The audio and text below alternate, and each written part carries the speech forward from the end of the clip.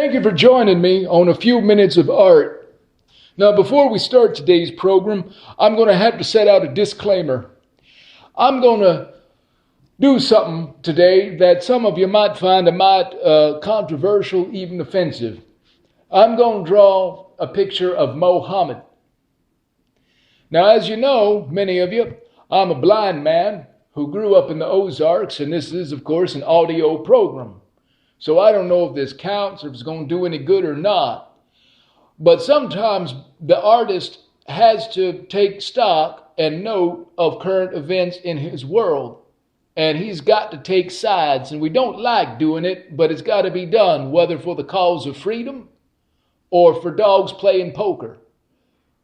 But either way, you're going to offend somebody's sensibilities. So let's get started.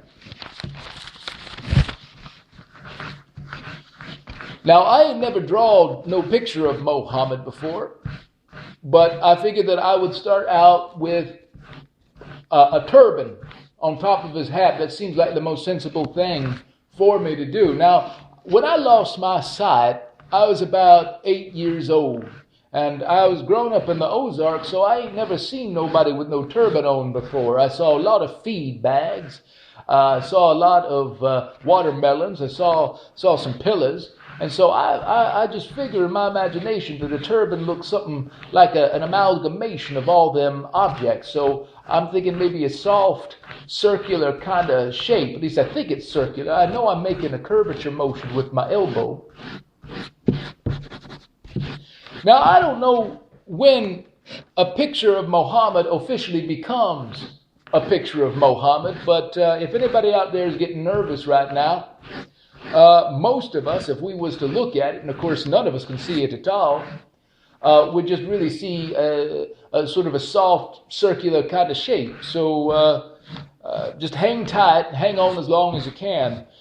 If there comes a point in this broadcast as I'm constructing this picture of Mohammed when you start to feel, okay, it's too close and now I'm getting offended or afraid, send me an email. I'd like to know when it officially changes for you. Now, I'm thinking the next step will be the nose.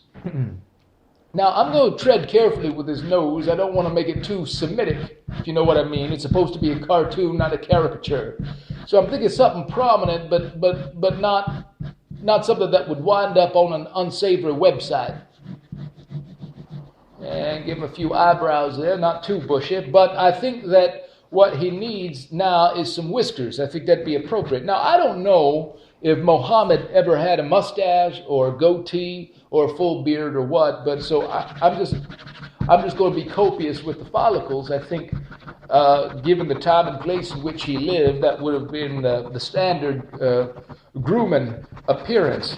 Now, I hope that I'm doing this below the nose and I'm not just scribbling all over the man's face, because if I scribble all over the picture, you won't recognize it as Mohammed, and that's not what I want to do. You people still with me? Lock your doors if you need to.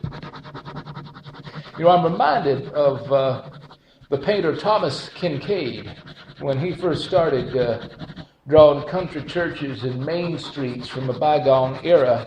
A lot of people didn't like that either. Of course, he's dead now and under mighty mysterious circumstances. Now,